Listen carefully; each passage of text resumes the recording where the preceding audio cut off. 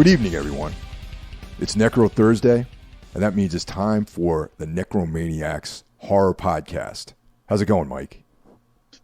It is going well. That's right. You're listening to Necromaniacs Podcast, everybody.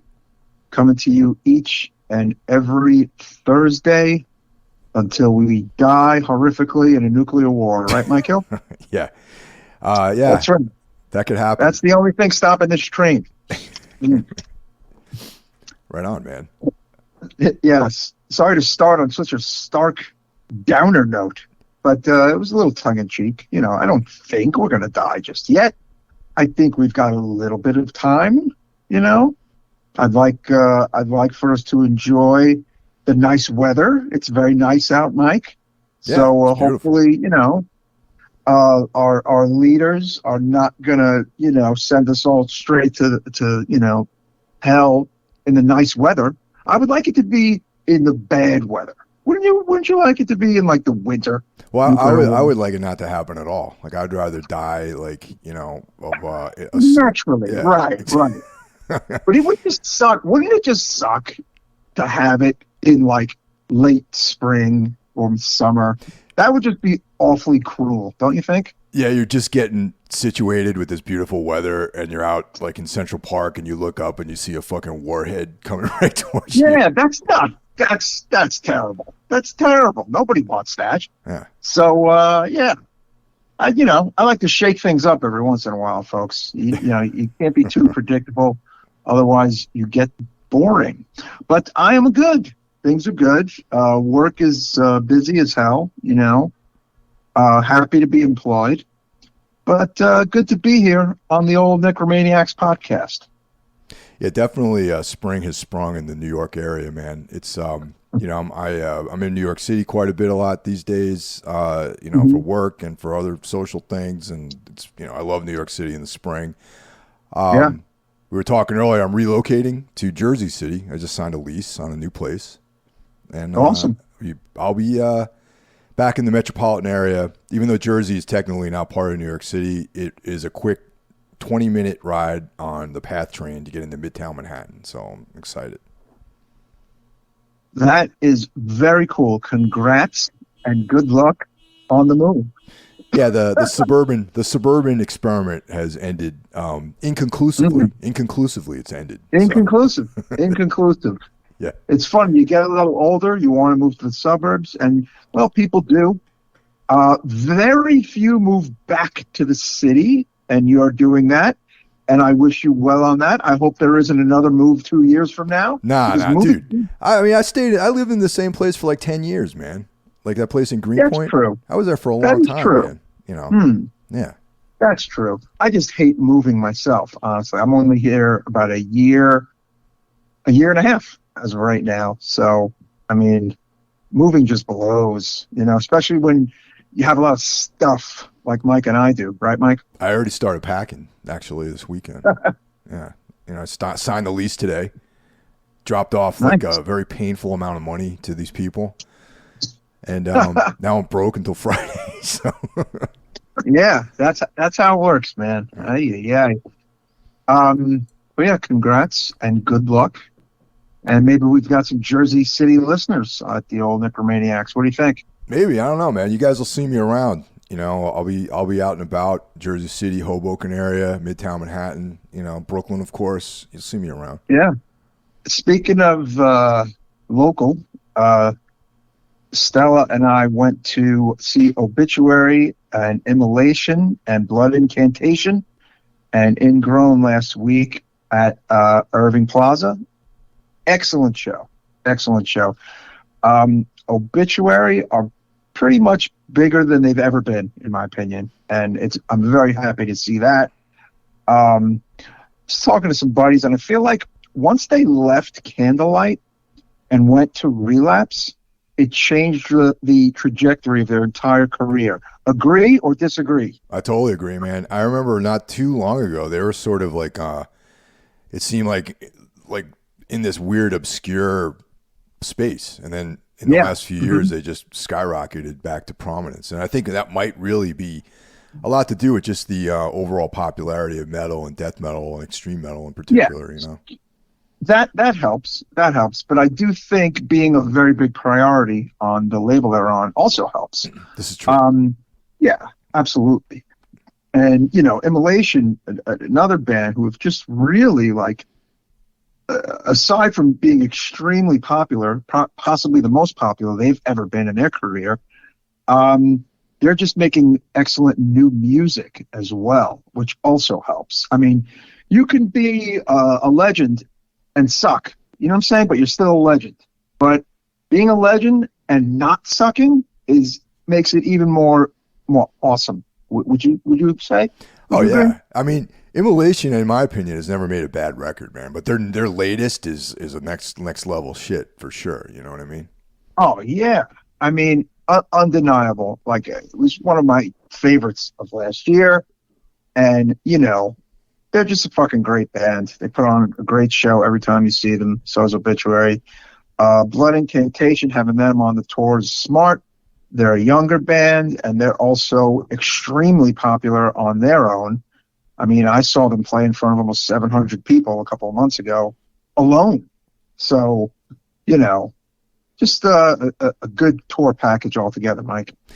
Unfortunately, well, maybe fortunately, I didn't go to that show. But well, no, without going too much into detail, but I'm kind of now that some developments came up that probably meant that it was better that I wasn't there. But I wish I'd gone. I wish I could have like anonymously hung out in a corner away where no one could see me and watch the show, or maybe just you guys. I just maybe just hang out blend in with you guys. That would have been cool. Exactly, exactamundo. Yeah. But hey, there's always more shows coming. There's plenty of shows. Absolutely, man. Have you seen any movies? Have I seen any movies? Well, I'm a bit behind. So what I did do the other night is I watched something that I enjoy watching, and that is Joe Bob's The Last Drive-In on good old Shudder. I watched the Fulci double feature. Which were Zombie and The Beyond. And look, since I've seen Zombie and The Beyond quite a few times, what I do is that I just kind of fast forward and watch the commentaries. Do you do that at all sometimes with the movies? Generally, I try to watch it live, but I did. I watched that one live, so I couldn't fast forward it. But the most recent one I did not watch live, and I've seen, I've kind of fast forwarded through some of that stuff, definitely. Yeah, but the cool thing is that you learn new shit. That's like the best part, honestly, about watching Joe Bob's Drive-In, even for a movie you've seen 100 times. Like he actually had Fabio Frizzi, who did the music for these movies, there in the studio playing like a live band. I thought that was fucking cool as shit, Mike. That was very cool. And just a real quick aside, coming up soon is the Nightlands Festival down in South Jersey, which is brought to you by Cadabra Records. And they released a composer's cut of some Fabio Frizzi music on vinyl. So very cool. I'll 100% going to be picking some of that stuff up at the festival. Yeah. I mean, to me, I've often said the music for The Beyond sounds like the music you hear when you go to hell. And I stand by that statement. It's very creepy music. But it's always good to hear more tidbits about Fulci and about the kind of guy he was. And, he was a piece of work. And he kind of, tortured his actors a little bit. He was a bit of a, piece of work there, let's just say. But Fabio Frizzi did not throw his old buddy under the bus. He talked no trash about him, actually. And Frizzi was great. He gave a lot of these deadpan answers to Joe Bob questions, which I was dying laughing over. So that was a lot of fun. Yeah, Joe Bob's great. It's back. When I generally like to watch him live. Unfortunately, this past weekend I wasn't able to because I was actually in Philly with Rennie to see Exorcist 3 on the big screen at the Philly Film Center. Very nice. How was that? Oh, it was great, man. I mean, Exorcist 3 is like one of my all-time favorite movies. The first one and the third which cover the William Peter Blatty novels, Exorcist Yes. and Legion, are very different films, but they so perfectly complement each other. You know what I mean? I'm kind of due to watch both of them, but there's so much shit that I need to watch that I don't know when I'll get around to a rewatch of Exorcist 1 and 3. Yeah. I was like Exorcist 1, I actually caught a little bit of not too long ago, and I don't know where the hell I was watching it or what streaming service or whatever. It just kind of came on, and I just was watching it. Right. But yeah, Exorcist is one of my, top 3 movies ever. So I love that movie. Yeah, it was part of like a weekend thing that was going on down in Philly. They had Exorcist 3, Texas Chainsaw Massacre 2, the whichever number A Nightmare on Elm Street, The Dream Warriors was.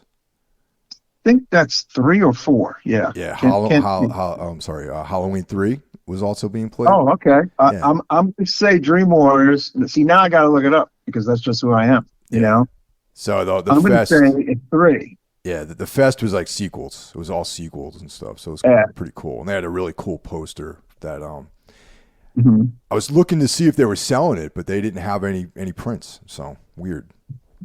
So Dream Warriors is indeed part 3 from 1987.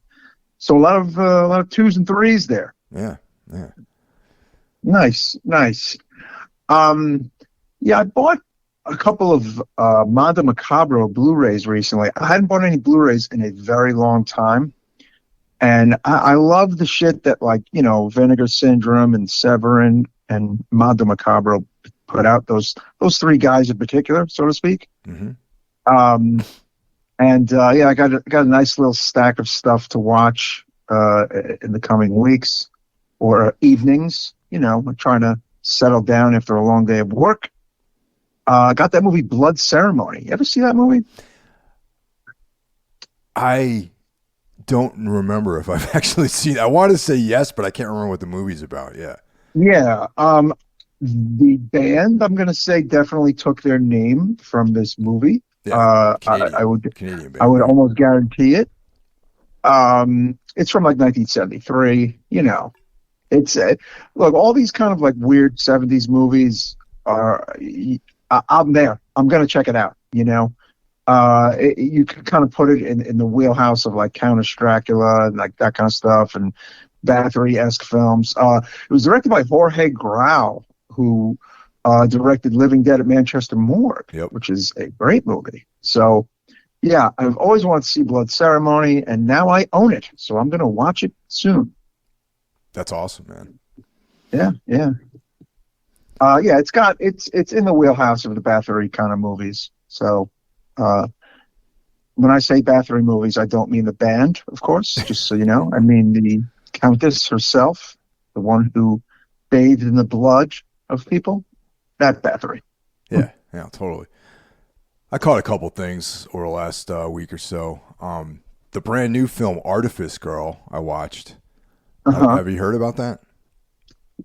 Only via emails from our little email connection. Email groups that we get into. So I've heard the name. Excellent. It's really, really interesting movie. It's along the lines of like Ex Machina. It's like about AI and consciousness and like it's really cool. Lance Henriksen's in it. He has a small part towards the end because the movie takes place over the course of like say 30 years or so. Always good to see him. Yeah, really recommend that movie for sure. Awesome. And I'm sorry, what were you gonna say? Oh no, go right ahead. Yeah, caught another film on Netflix of all places called Holy Spider. It's like based on the serial murders in Middle Eastern film. It's based on a true story actually. So it's kind of serial killer, true crime kind of vibe, but Middle Eastern. And then the film, which a lot of people have been talking about, called From Black on Shudder. Which is like, it was good, but if you hadn't seen A Dark Song, you would think it's the greatest film ever. However, if you have seen a movie called A Dark Song, it's kind of the same exact plot. So you decide. song? Why is that striking I think we ringing covered bell? that like I don't know 8 years ago or something like that. Oh, okay. I was gonna say, I was like, wait a minute. Yeah, I think we did cover that movie. Yeah. Wow, interesting. All right, Yeah. some cool shit to remember and think of. Yeah. One thing I wanted to say, I watched something you watched, which was the 3-part Waco Oh documentary yeah. on Yep. Netflix. Mm-hmm. Wow, that was a doozy, man. I mean, Jesus.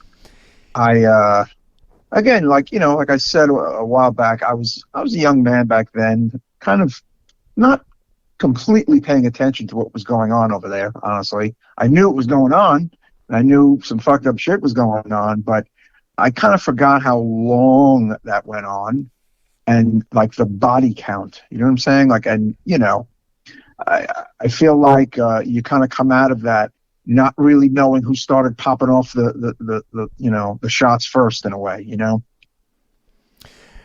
Yeah, it's a crazy story, man. And that the whole Waco thing, Timothy McVeigh, like all that stuff was very much in like my wheelhouse, kind of, I guess, back in the 90s, where stuff, just weird shit you would read about that seemed like dangerous, and that was what I was all about back then. Like, weird serial killers, Manson. Yeah, I was into serial killers. Yeah, but I didn't make that Waco connection just yet, probably till a little later.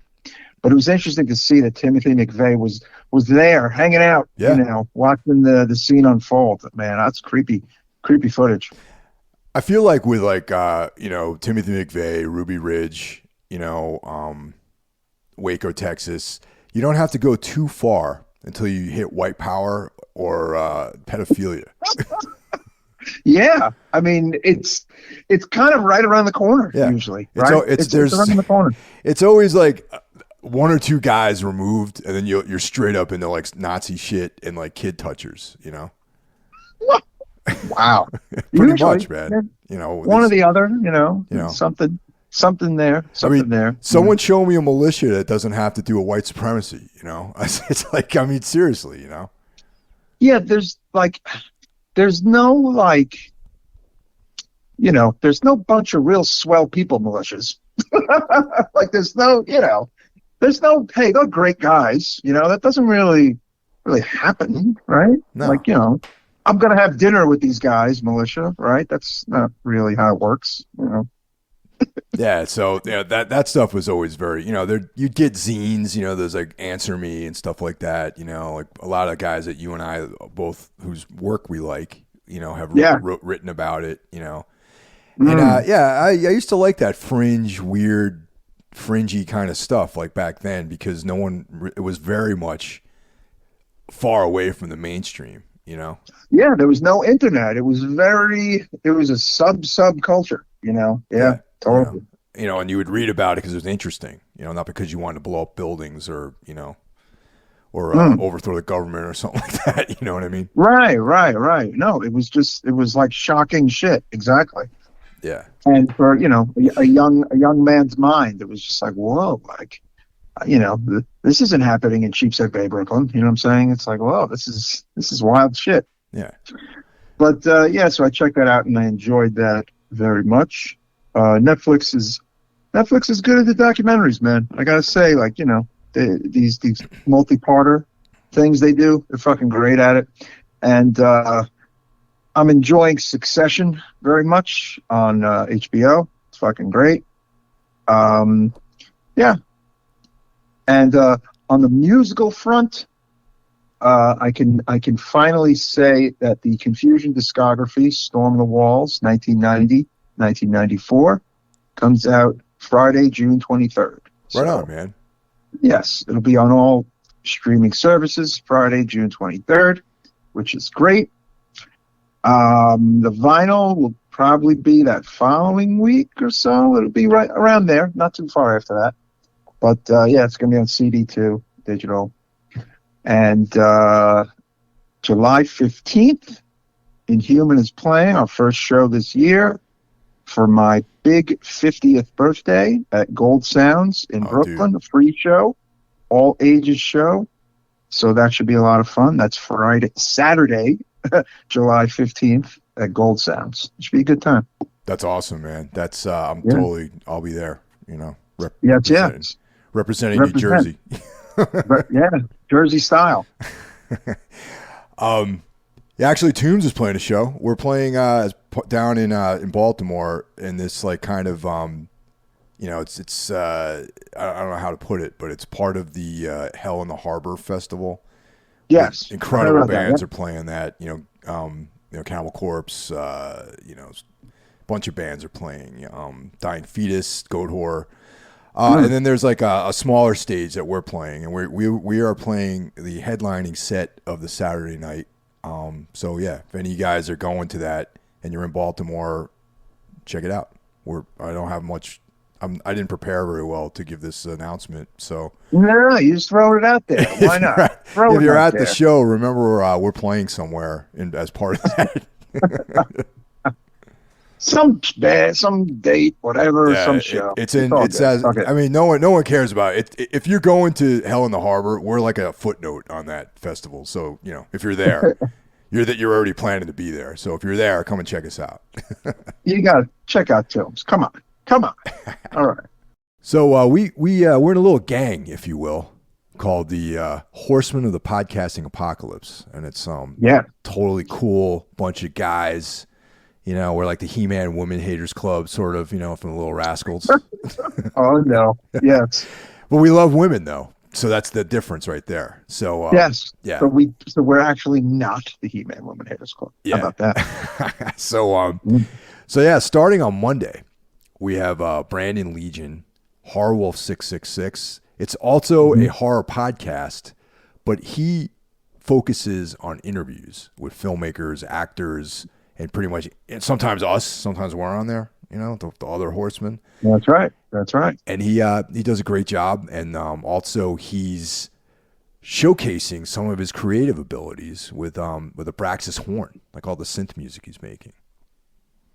Yeah, that's awesome. Talented guy. Yeah. Right.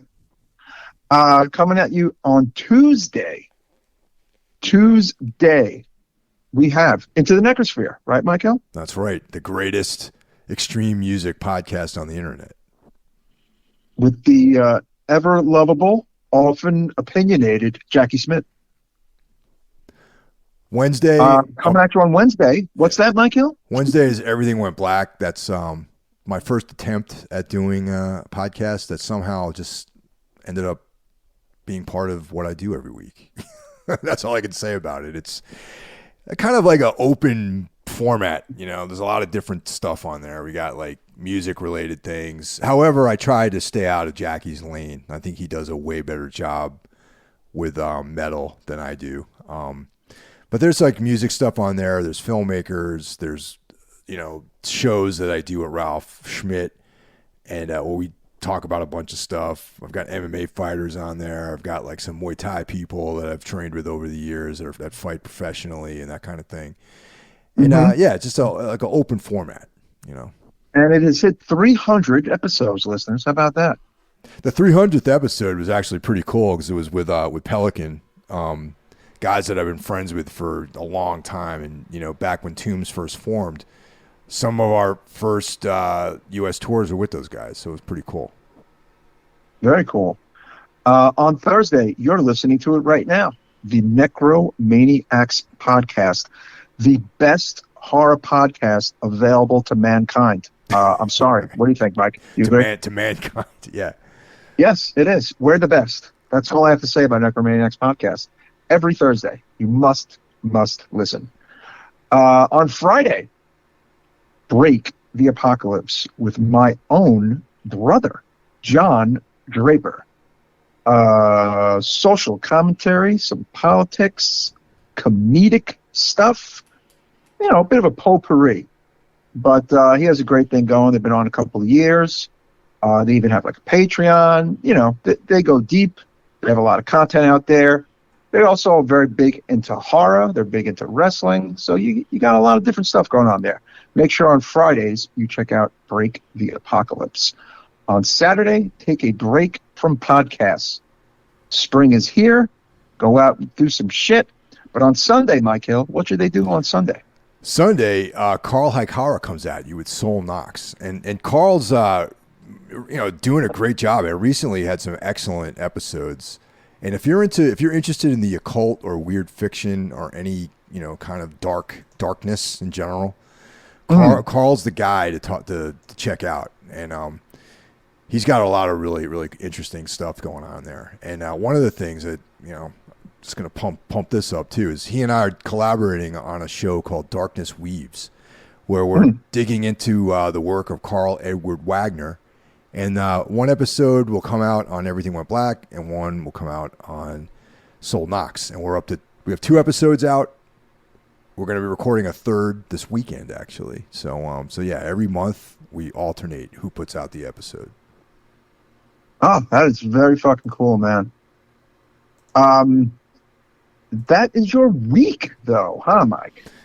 It's filled with exciting content. It sure is. Yeah. So, support our buddies, support the horsemen of the apocalypse, and hit those subscribe buttons, right, Mike? That's right. And we also have a voice line now. So if you want to call in and leave messages or make recommendations for movies, certainly you guys could hit us up on all the different social media channels. But if you leave a voicemail, we will consider that goes to the front of the line as far as like recommendations. So, hell yeah. Yeah. So, and of course, that number is 908-913-0782. Once again, 908-913-0782, the Necromaniacs voicemail.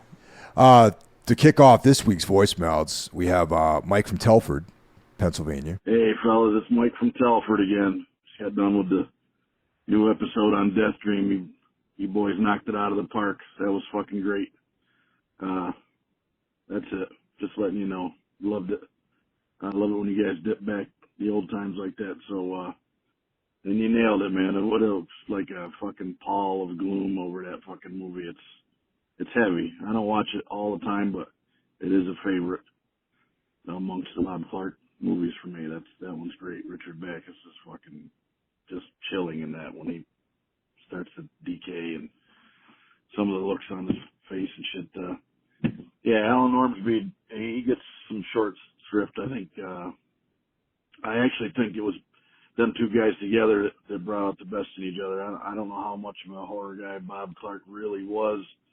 I think that was more of an Ormsby thing and them being friends.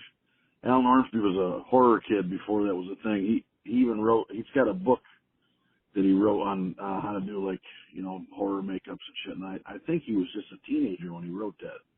You can find it on eBay here and there. I might be wrong about how old he was, but I know he did that like very early on in his career. So, he did the makeup for like Shockwaves and shit. And, he seems like a real interesting dude. And I almost think that did he direct Deranged? I know that there's like a fucking fake name on the direction for Deranged. Maybe I'm totally wrong about that. I know I bought that on VHS years ago. The More Video official pre-record. I got that from Midnight Video here in Coldplay, PA, through the mail. I'm from upstate New York. That's where I lived for the first 28 years. So it was all mail order video cassettes and shit then. All right, I'm rambling, but I appreciate it, man. I might dig up some old shit and recommend it to you again, but I appreciate the Death Dream thing. I'm glad we were on the same wavelength for that. That's totally my era, like 70s American horror. I have a real soft spot for that stuff.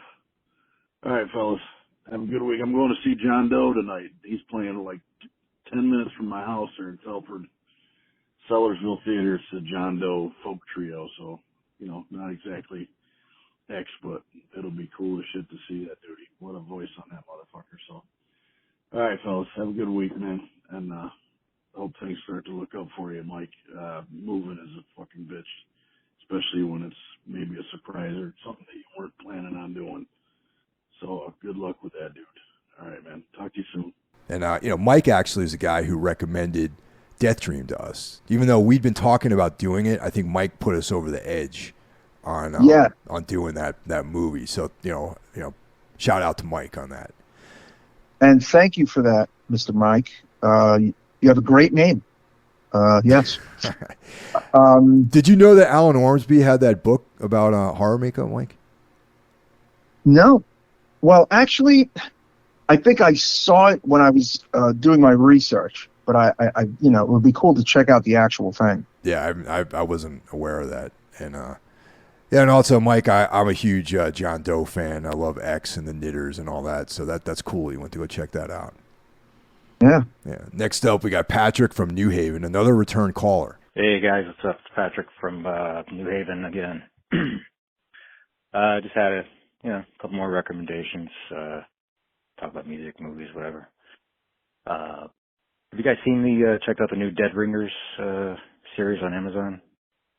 I mean, it's almost like blasphemous, when I first heard of it, that you're gonna, do that with a Cronenberg movie. But I've watched like 3 episodes. It's okay. It's different.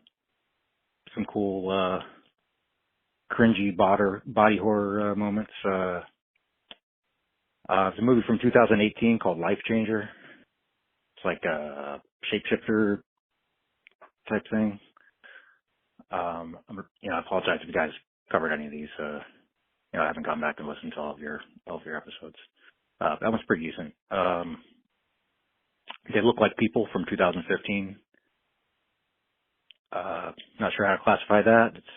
I think it's classified as like horror or psychological something, but it's just kind of like this impending, dread throughout the whole movie. I'm not sure if anything really exciting happens, but maybe on a rewatch I'll see some stuff.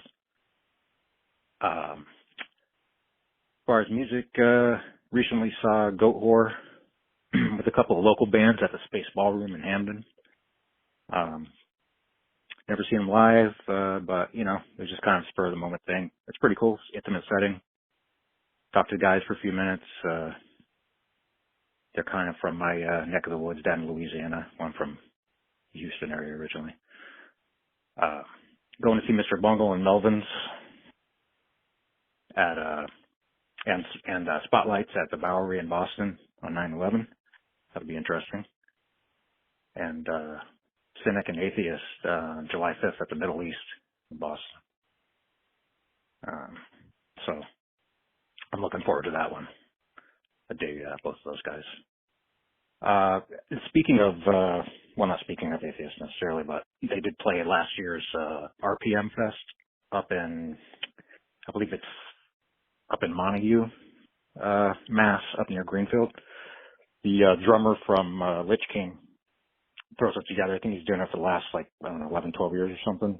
Started out in his mom's backyard, and it's grown to they have 50 bands over a weekend, camping, food, and it's all smaller bands. But last year their big draw was Atheist. Just was a surprise act that came through. Unfortunately, I missed it, but if you guys have ever heard of it or whatever, I don't know, maybe check it out.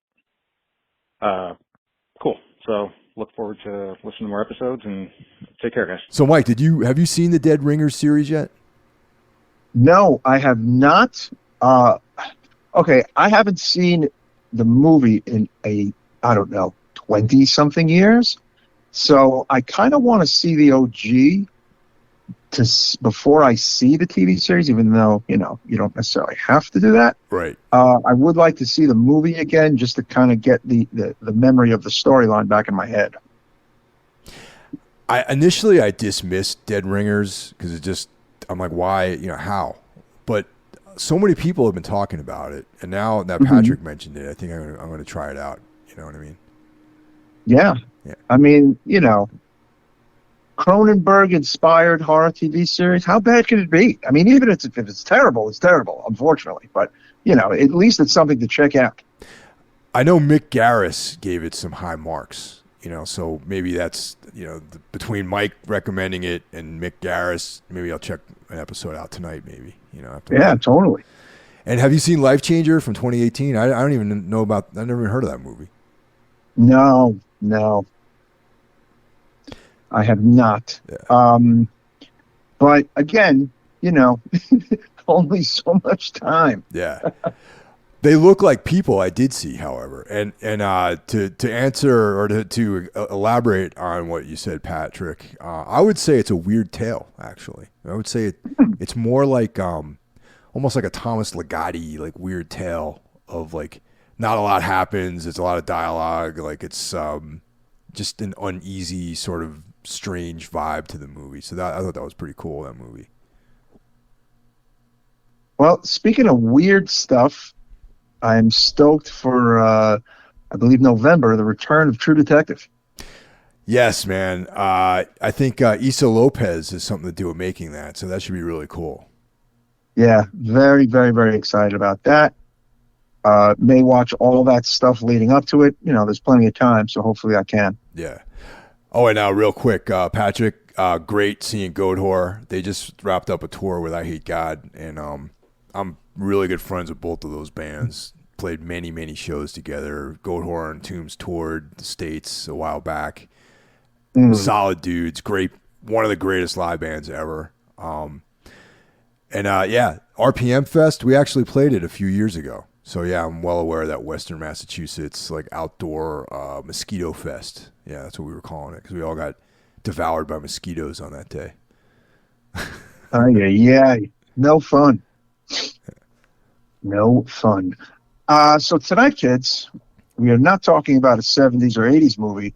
We're talking about a movie that came out in 2012 that literally only hit my radar by way of Mike Hill himself just a few weeks ago. And this movie is called Found. Right, Mike Hill? That's right. Found. Now, it's funny because a long time ago, I don't know, probably back 2017, a few years back, we were on tour with Ringworm and the Human Furnace, a.k.a. James. Big horror guy. He and I would hang out. Actually, it was a ritual, man. After soundcheck, Tombs and Ringworm would tailgate and listen to Kiss every night, like with our vans. Everyone got along really well. The two of us did, at least. There are other bands on the tour, but we really broke down on that tour, and we would like crank like Kiss Destroyer, and James and I would talk about horror movies, and he brought this up as a film that I should see, but I just watched it now. Yeah. Because it just didn't seem that interesting to me at first, you know what I mean? And then, but there's so he would tell me about it, then I would start hearing about it from other people, and then I watched another channel, and they mentioned it, and then it was indicated that it was on Tubi, which is a free streaming platform with commercials. Right, limited commercial interruption. Yeah, so I was like, you know what? It's not going to cost me anything.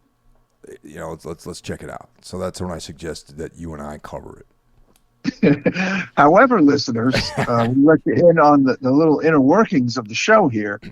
I watched it first, which is usually Mike watches like a if we're covering one that we've never seen before, it tends to be something that if it's like something Mike found, quote unquote, he'll have watched it first. But this time, I watched it first. And I just, the next message, the message I wrote that following morning after watching it, and our esteemed co-host Jeff was also in there, and I just wrote, "This movie is disgusting." Period.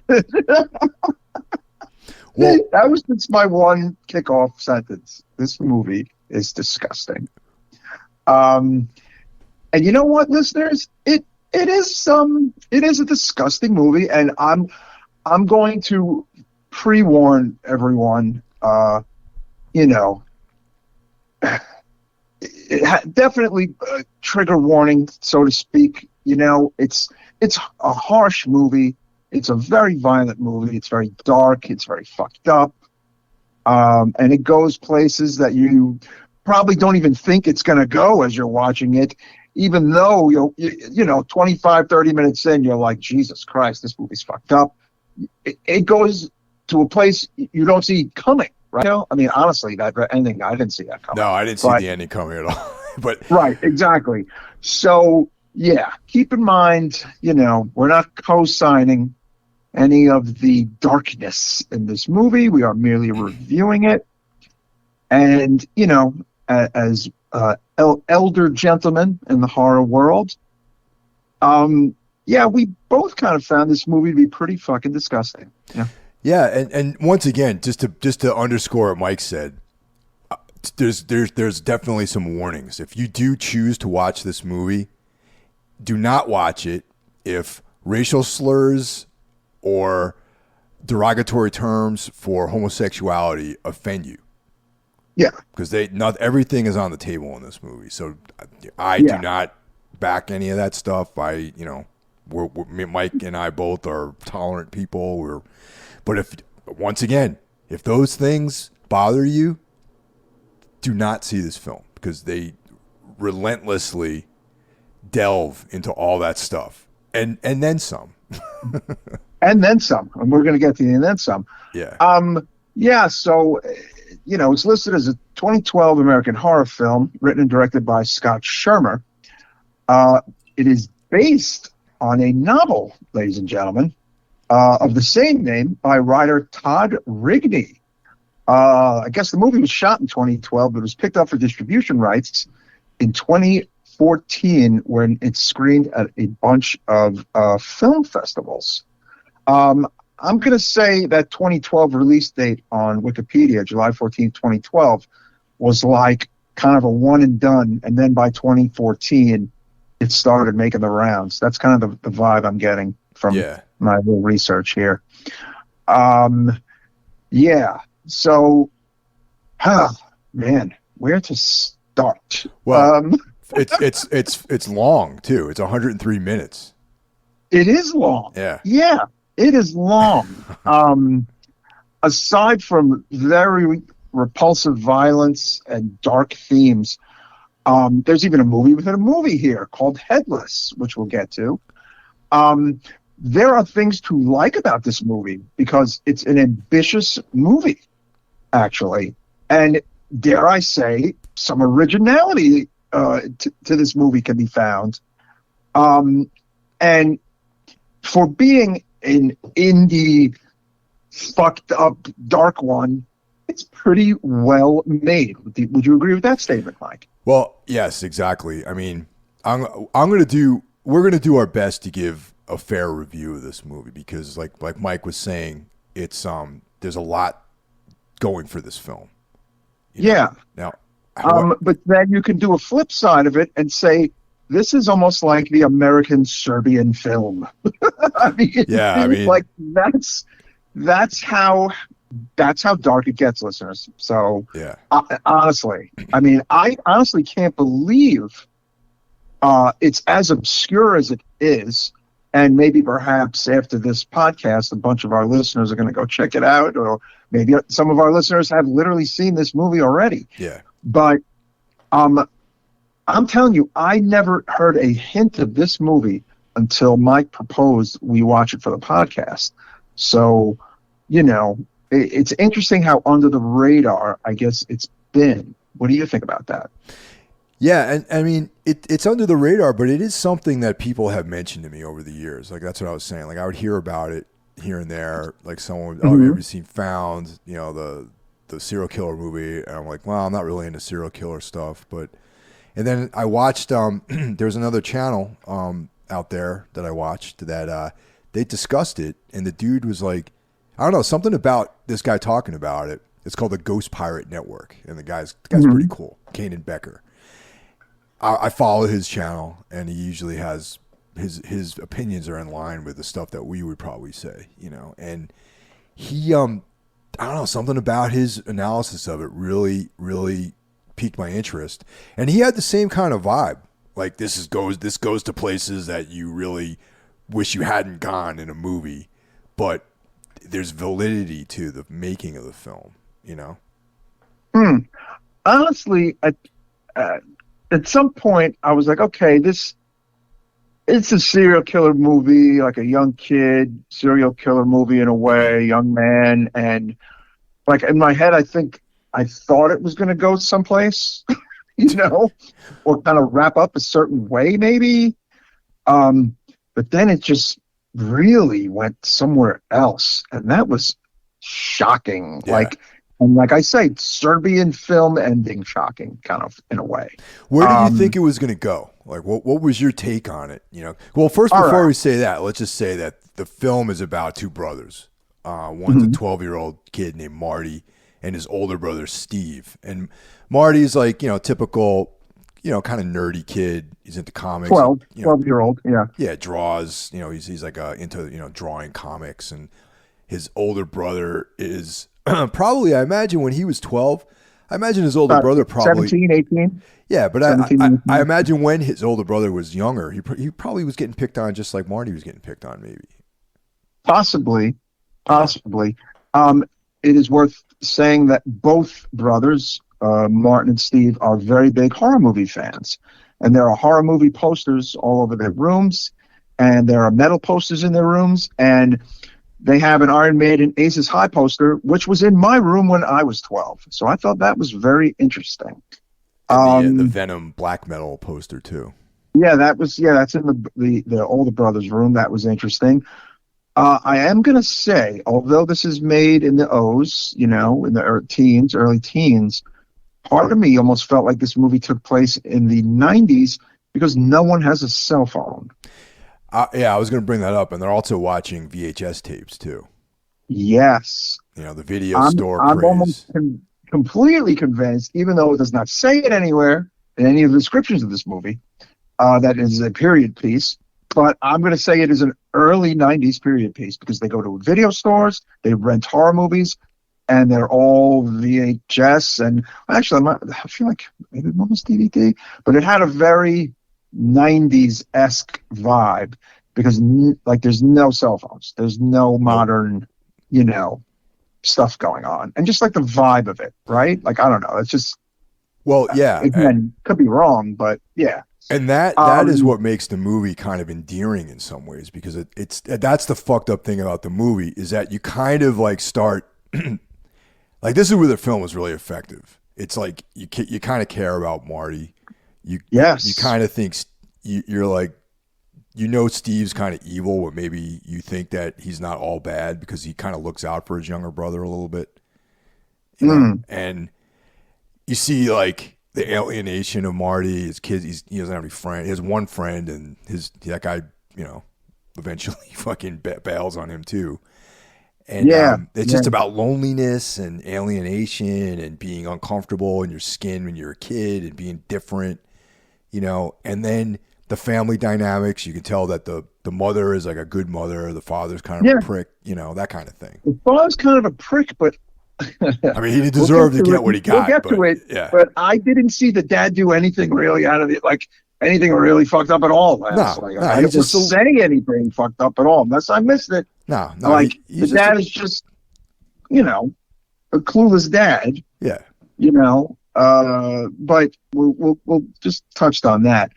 I am going to say something, that this movie really struck a chord for me with the whole being 12 and starting to really like horror movies, which is pretty much the age I started to like horror movies after being very afraid of them for a long time. Right. And drawing horror images, which is something I used to do at that age as well. I used to draw Freddy and Jason and Michael and take a red pen and put blood on their, knives. Like, I was just like, wow, this is interesting. Like, it was like, for a hot minute, like Marty was me, honestly, Mike. Sure. It was very interesting. I think most people that probably listen to this show probably relate to him. I mean, I was the same way. I used to draw like, dudes with swords and dragons and zombies and women with big titties and stuff like that, But like, so things to like about the movie, like shit like that was to like. I liked the metal posters, the movie posters, and the love of horror, likable qualities about the movie.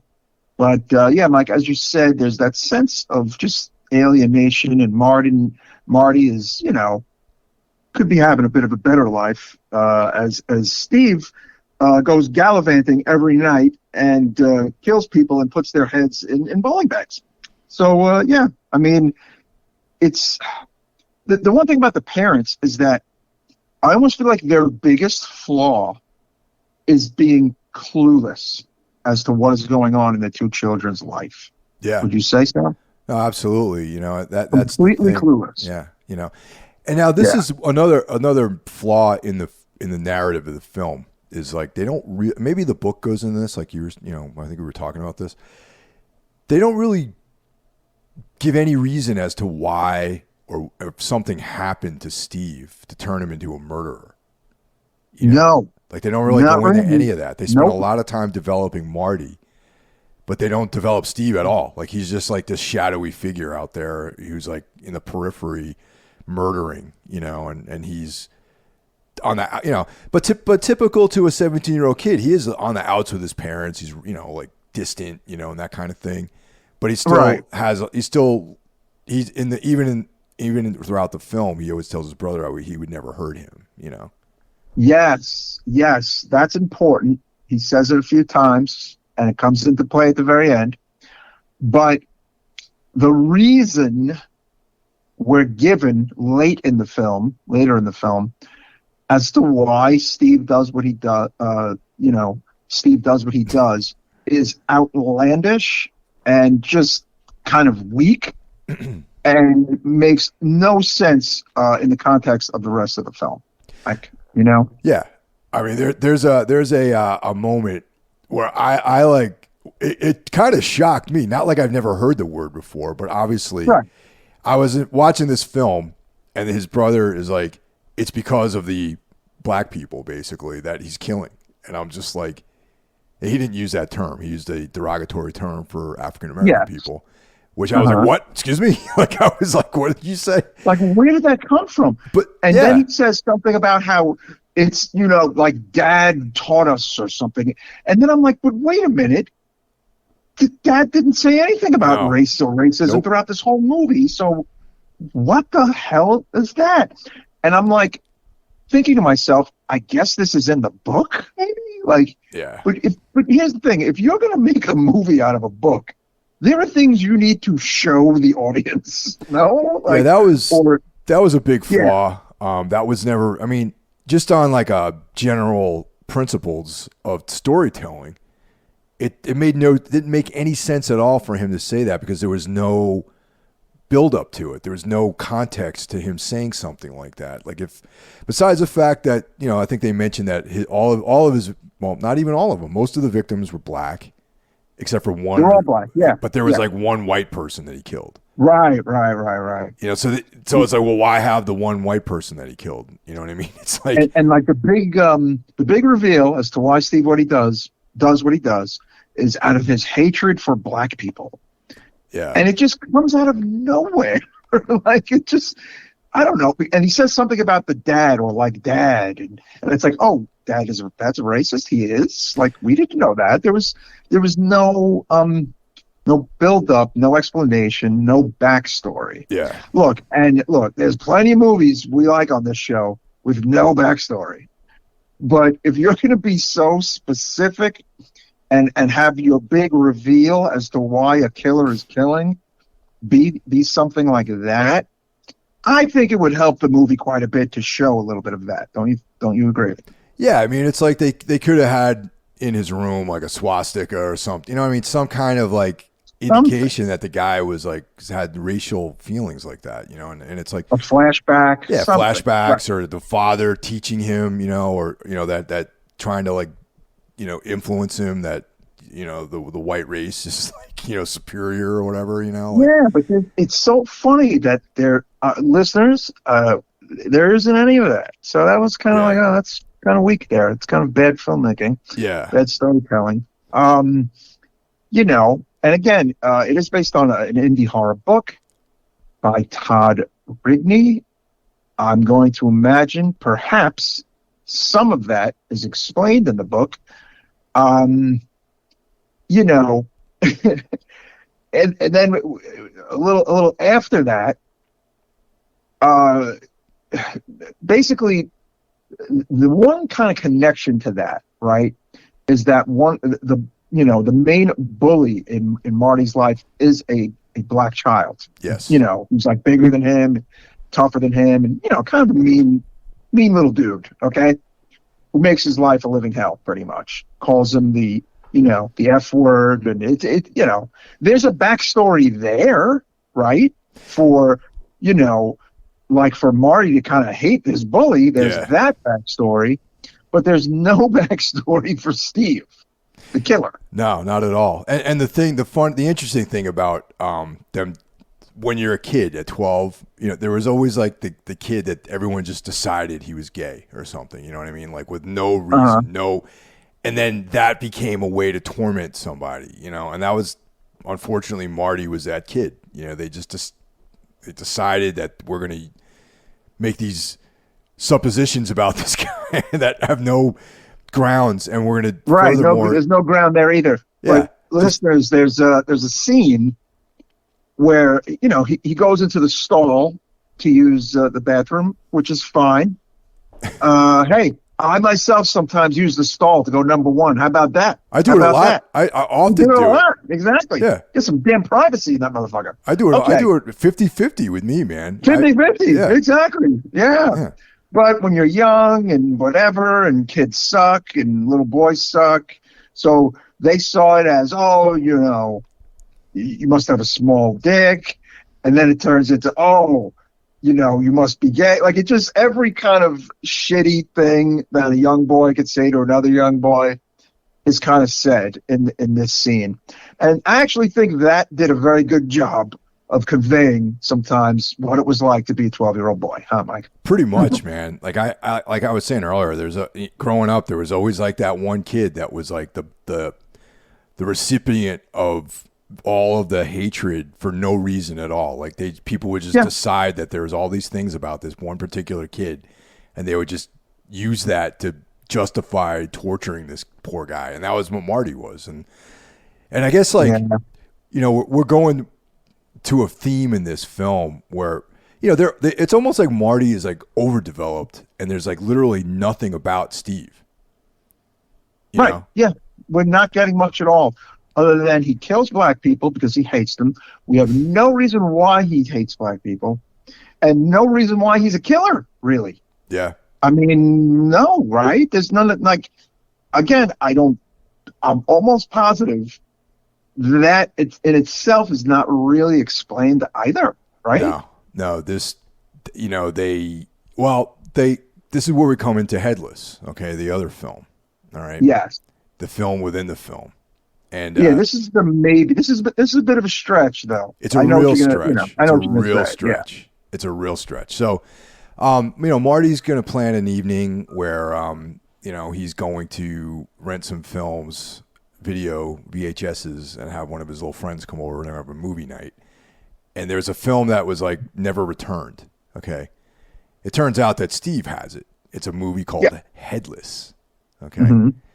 So, Marty, being like the young kid, snoops around in Steve's room. And actually, wait, didn't Steve give him permission to raid his VHS collection? Yes. Yeah, because I guess he catches Marty snooping in his room. He's like, "Don't look at anything in my room." But since I'm your big brother, you can watch my movies if you want. So he finds Headless, and not only that does he find Headless, but there's like these notes as to certain spots in the movie, kill spots. Yeah. So a very effective scene where they're watching the movie. Okay, and brutal dude with a skull mask, like extreme horror. Horror, like some August Underground kind of fucking like dark shit. Like sexual, like violent sexual stuff. And just like brutal, like just dark, the darkest shit is being shown on this stuff, on this videotape. Yeah. And it's like, while you're watching, the kids watch it, they're you can see that it's affecting Marty, or maybe he thinks this is real, and he visualizes it's his brother doing these things, Yes. Vile stuff. Now, I feel like as the viewer, we're supposed to think that there's a very decent possibility that the reason Steve is making these killings is because of horror movies, or is because of this particular horror film. Yeah. Headless. And I have a big problem with that if that's really what the what the filmmaker is intending, or what the author of this book is intending, that I'm going to cop out and say that this movie Headless turned this dude into a serial killer, because that's totally not true. Like, that has never been the case with any. There's other reasons why people kill, not because they watched a horror movie. Exactly. But dude, one of the positives of this film was when I was around that age, and there were the really kind of fucked up scenes, and if I was with friends or my older brothers, I completely would avert my eyes, but try not to have them see that I was averting my eyes. Oh yeah, yeah. Because I wasn't ready for some of that shit yet, and it really brought me back to those days, being around 12 or so. Yeah, it was interesting. Me too, man. I mean, that's why the thing that prevents me from giving this a bad rating, 140, is because of really effective stuff like that. It really captured that grimy like vibe of watching a VHS tape. Because back when VHSs were like a big thing, you'd rent these movies you never heard of because they had crazy covers, and there were moments where you're like, "Man, is this fucking real? What I'm watching?" You know what I mean? Like, you never. Yeah. Oh well. Exactly. Like, we took a crapshoot. Like, me and my buddies at Starlight Video on Avenue Z, we went to the horror section, and it was its own little section, and we grabbed Make Them Die Slowly. Yeah, man. There you go. Jesus Christ, man. I wasn't ready for that. Yeah, No. I was about 12 or so. And that movie kind of fucked me up. I was like, I don't want to fucking see this shit ever again. Yeah, and also right around that time, like for me, when I was getting into horror films, there were movies like Faces of Death out there where they're, allegedly showing real killings and stuff. And Yes. so then you'd rent some movie that's like, you don't know any of the actors. It came out of, who knows where this video came from.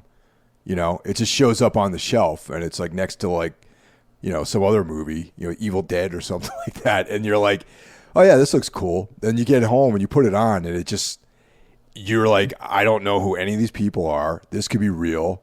They could be cutting people up for real, and somehow they ended up in my hometown, Yeah. Like a while back, when we covered the movie The Black Room, listeners, fantastic movie, by the way, lost film, so to speak. That was a movie I vividly remember always seeing the box for, and it was a very minimal artwork on the box, but it almost made me uneasy, because I was like, what is this? The Black Room. Yep. And there wasn't even like a lot of a big description of it on the back of the box, and I was just like, I want to see this, but I don't want to see this movie, and I never saw it until 2 years ago. So there you go. And the writing on the back of these VHSs, it would always be like red lettering on some background where you could barely fucking read it anyway. Right. You know what I mean? Like, it's almost illegible. Like, they don't want you to know what the movie's about or where it's filmed or who the people in it are. Yeah. Another great example is that movie Snuff. When I was a kid, that movie was kind of sold literally as being a snuff movie. But if you watch it, the first like 90% of the movie is not a snuff movie, right? Yeah. And then there's just that really fucked up ending that is very, kind of like a snuff movie that was tacked on to the end of that movie specifically to make you think it was a snuff movie. It was like, it's like two movies in one, that movie. And it's not even that good. So it had that reputation. Right, exactly. Yeah. It had a crazy reputation and shocking and blah, blah, blah. But yeah, so Found, in a way, harkens back to some of that energy, right? To some of that like vibe. Only as we're getting towards the end, listeners, it just kind of goes over the falls in a barrel, would you say, Mike? See, up to this point, right, I was kind of like, oh, this is actually a pretty good movie. Like, I was like, there's a couple of things they could have done better as far as storytelling goes and things like that. But for the most part, and it's funny because I watched an interview with the filmmaker, with Scott Schirmer. Mm-hmm. Seems like a normal guy, He was talking about being influenced by Steven Spielberg, right? And I'm like, oh, I could see the family drama aspect of this film because it was very well done, and it was very Spielberg-esque in a lot of ways with the father and the mother and the complex relationships and that kind of the brother. the school, the grade school dramatics, like that kind of thing. But then it just goes into a very, very dark place, which it's a little alienating. You know what I mean? Yeah. So they're at like a church thing, and Marty finally stands up for himself and kind of beats a kid up at this little church retreat thing they go to, right?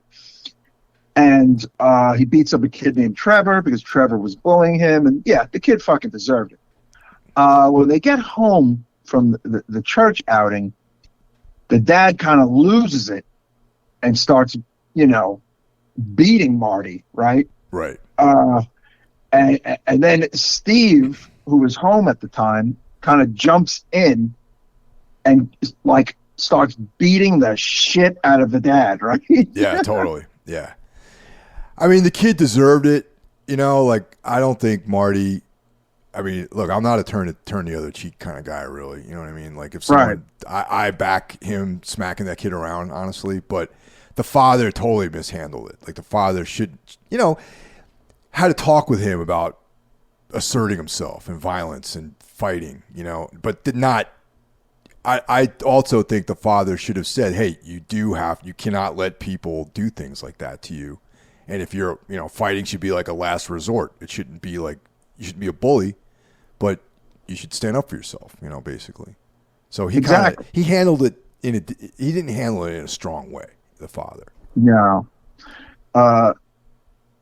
Steve is thrown out of the house for beating up on his dad, okay? But that night, Marty meets with Steve outside, and Steve asks for, a help with an unspecified plan, right? Yeah. And Marty refuses. And they start arguing outside. The parents are supposed to be asleep. The father comes outside, and then Steve hits his father, the man who, helped give him life, with a shovel, like brutally. Yeah. Okay, would you agree? Oh yeah, totally. Like with bad intentions, he hit him with this shovel. Very bad intentions. Yeah. And then runs into the house to go after his mother, his actual mother. Then Marty goes to help mom because now listeners, brace yourself. Okay, Steve is deciding to rape his own mother inside the house. Okay. Yeah. Marty sees this and thankfully, jumps on top of him to stop him, but he is knocked unconscious. And, screen goes to black. Marty wakes up tied to a bed with a ball gag in his mouth. And this is where the movie gets even darker after the attempted rape of a mother and near beating to death of a father. You hear the mother screaming and crying in another room, and you hear a lot of other fucked up shit being said, right, Mike? Yeah, and you can only imagine what's going on. Like, you're not seeing anything. All you see is Marty's face with the ball gag in it, like crying, and it's just a real pitch dark, depraved scene, and you hear the father and mother getting beaten and begging for mercy. It's just fucking brutal. Then all of a sudden, Steve walks in naked, covered in blood, wearing only a gas mask with a machete. Like, it is the most fucked up looking thing. Like, again, brought to mind like Serbian film, brought to mind some other movies that like names are kind of escaping me, but just some of the most really dark shit that I've seen over the years, Oh yeah. Of watching horror movies. Right? Definitely. And yeah. The fact that you heard everything was like you heard things without seeing it really ramped everything up because your mind and your imagination is going wild as to what fucking is actually going on, and you're wondering, what's going on? Is he killing, because then the mother's silent, and obviously, okay, she's dead, Yeah, he finishes them off, goes back into that room where the mother and father are, mercifully out of sight, by the way. They do not show them. And, their voices end and they're dead. And he's, covered in blood. And he tells his brother, I'm going to explain everything in the morning. And then, like, morning comes and Steve walks out of the house naked, covered in blood. And Marty wakes up to find himself surrounded by the mutilated. Something like, will I ever be found? And the movie's over. But it is just the most, it is a dark, depraved scene, listeners. I mean, if we're doing a good job describing it, I hope we are. If you want to see this movie, just keep in mind everything we said. I don't want anyone to send us hate mail or death threats via Instagram or Facebook, Michael. Me neither, man. You were warned 3 times on this podcast that this is an unsavory film that's like depressing and fucking dark, and there's a lot of shit in here that you're not going to want to see, or you're not going to want to think about after you watch the movie. And definitely get some of that antimicrobial soap and then take a nice hot shower after this movie. Yes. Rue Morgue's review is very interesting. Bizarre review from a Patrick Dolan of Rue Morgue. Although this coming-of-age tale starts off as a morbid love letter to horror's past, like 1990s version of Joe Dante's Matinee, this guy's smoking crack, it cleverly turns into an honest-to-goodness horror film partway through and unleashes some serious scares. Did this man see this movie? What is it? What? I don't know, man. That sounds a little...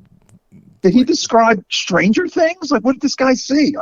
Anyway, Bloody Disgusting said they made the most of the low budget and it impresses on a variety of levels. These are weird-ass reviews on the Wikipedia, folks. The movie was banned in Australia, but it later came out on DVD with 2 minutes cut out in Australia. UK cut out 98 seconds of the movie on its DVD release. So far, only the US and Austrian versions are the uncut collector's edition on both Blu-ray and DVD. I can see why the folks over in the UK and Australia who love to cut shit up, cut this movie up. What do you think, Mike? Yeah, I mean, there's a lot of stuff that you probably would want to cut out of this movie if you were absolutely, man. I mean, I'm not into editing films, but if you were so inclined to edit things, there's a lot you could edit out of this movie. Regarding Headless, the film within the film, in 2014, it turns out a Kickstarter was made to get Headless made, and the mission was accomplished, and Headless came out in 2015.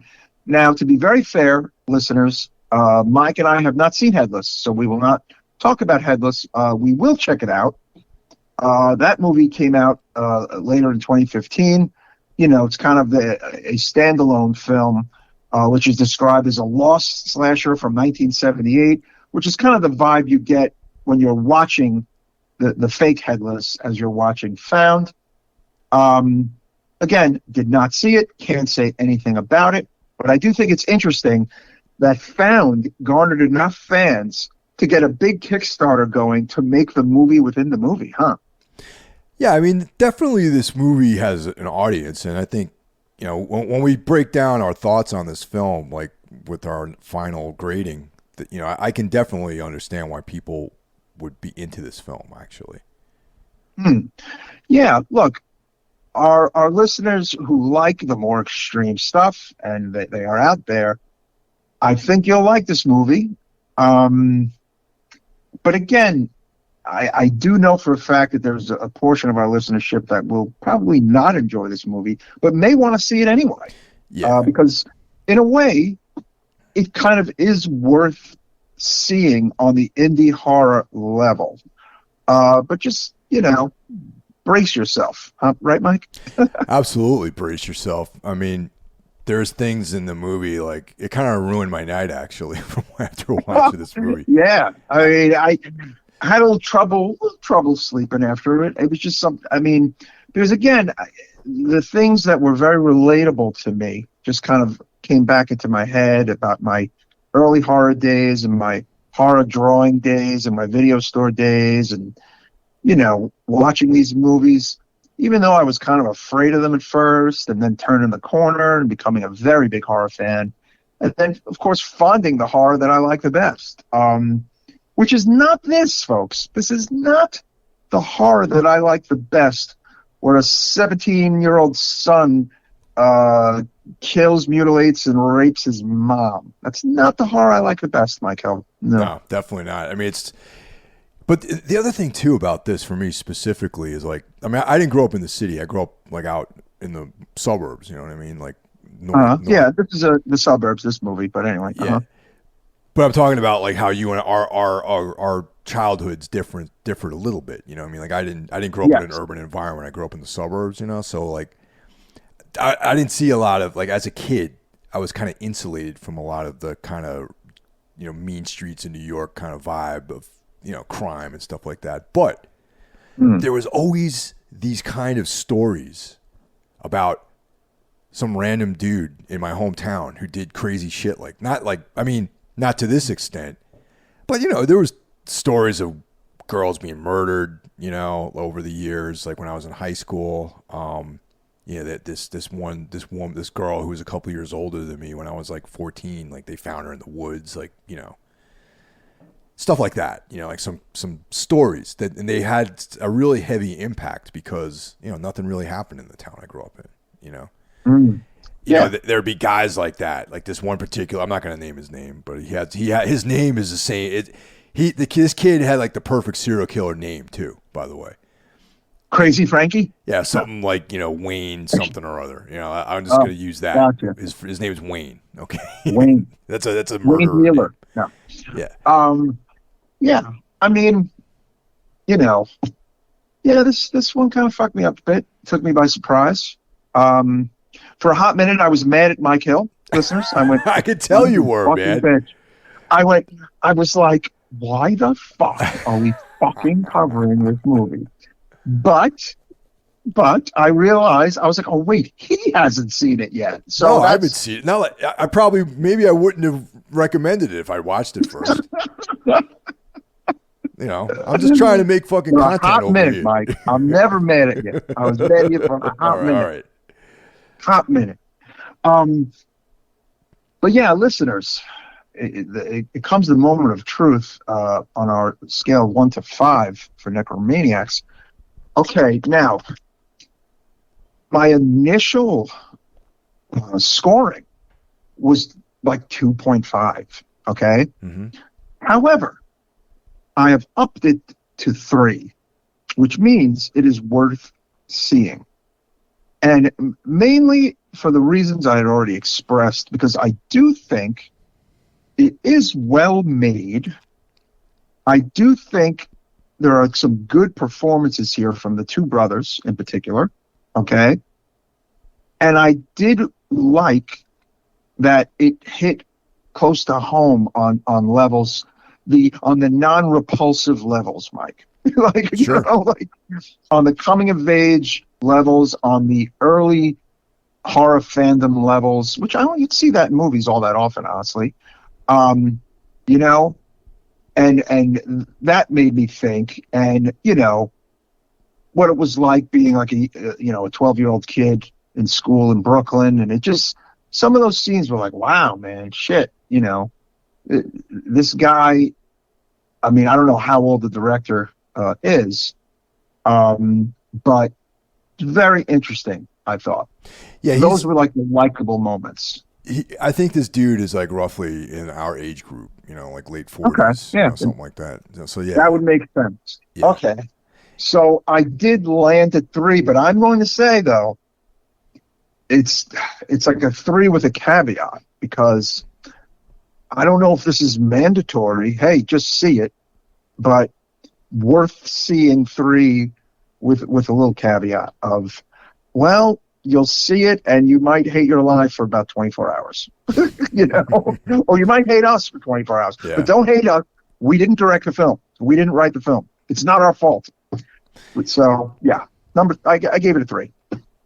Yeah. Just for the record, this is not my cup of tea, these types of movies. I am not going to read the book. I don't have any interest in reading the book this was based on. Those are definitely not the kind of things that I consume, either reading or watching. But with all that said, I gave it a 3.5, man. I have to say that the movie was very effective.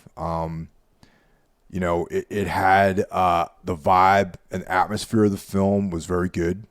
There was hardly any money went into this film, and the guy somehow made it all work. Yeah. I mean, small budget, very small budget. Did he reveal where it was filmed? I'm assuming this is somewhere in like Indiana or Ohio or something like that. It just seems like that part of the country, Interesting. Very interesting. Yeah. Our director, Scott Schirmer, has a few other films out there, folks. One called Harvest Lake from 2016. One called Plank Face from 2016. A movie called The Bad Man from 2018. He's a working indie horror director. I check out his other shit, Check it out. No, definitely. I mean, he's a good filmmaker for sure. I just that this film, it's not my cup of tea. And just in general, extreme horror is not my bag. Yeah. Although we've done a few extreme horror films, and ultimately we saw a Serbian film in the theater and we liked it, quote unquote. Right. It's not something we run home and put on. No, definitely. I mean, but there was a lot going on in that movie, it's quite a few levels above Found. Yeah. But I think there are some things that are in the same wheelhouse as Found, honestly. Yeah. The ending is just the ending of Serbian film, the ending of Found are kissing cousins, in my opinion. They're bonkers, Definitely, and it's definitely worth checking out. But once again, I'm going to go a fourth time. If you're offended by stuff like that, do not see this movie or go in expecting to be triggered by these things. If you're offended by racial slurs and insensitivity and stuff like that, Yeah. Crazy, man, crazy. It's funny. Before we started, listeners, I had remarked to Mike about how I've seen hardly any 2023 horror films, but I really need to fix that. Skinamarink, I absolutely loved it, but it is one of the only 2023 horror films I've seen. I have not seen Evil Dead yet. I got to get on that. I would like to see Renfield, and there's definitely some other shit coming out that I want to see, but I'm almost as we hit the near midway mark of the year. I'm wondering if 2023 will not be the banner year that the year prior was. I think I said that 2022 is so far superior to 2023. Oh, no, absolutely. Yeah. But that's what I mean. I feel like I don't know if we're going to see that this year. Nah. I mean, last year was like historical. And what's that movie called? The guy from what the fuck's his name? Joaquin Phoenix's new movie. Name's escaping me. Yeah. I don't know if I want to see that just yet, honestly. I mean, I want to see it, but it's doing very poorly. Like it's like the ratings, and it's apparently not that great. Well, I'm not a very big Ari Aster fan. I like he's 50-50 with me. Well, I do like Ari Aster. I mean, I want to see, what's it called? Oh man, I'm so fucking terrible sometimes. Beau is Afraid. Beau is Afraid. Yeah. Beau is Afraid. Right now, a few of our listeners are going, Beau's Afraid, Mike. Yes. Get it together. I want to see Beau is Afraid. It's getting like really some bad reviews in some places, but then some people saying it's the most bizarre film of the year. So that makes me want to see it. So yeah, that's something I do want to see as well. Although again, I heard it's not very like horrific, maybe per se. Again, I just heard mixed things, as opposed to his prior films being more like gushed over. I will see it. I mean, it looks interesting, just maybe not just yet. The same thing with Renfield. Like I think Renfield just went to like one of the streaming platforms. So Yeah, I will watch it. Just these are not Friday night 10 p.m. showing movies for me. You know, they're and streamers. honestly, like I have, there's just so much great old shit for me. I mean, I don't know what that sounds like to our younger listeners, but there's just so much obscure shit from the 70s and 80s just, waiting for me that sometimes I make that my priority, Sure. Yeah. Yeah. All right. Well, this was a lot of fun. This was a good episode, man. I like when we talk about shit that can get a little difficult to talk about, Mike Hill. I hear you, man. This was definitely one of those films for sure, Yeah, and we hope it made for a good episode. And again, I think it did, and I hope the listeners agree. All right, guys, we'll talk to you next week. Yes, thank you all for the support, the new listeners, the old listeners, the long-timers, the brand new supporters. You guys are all awesome, and we'll see you next time.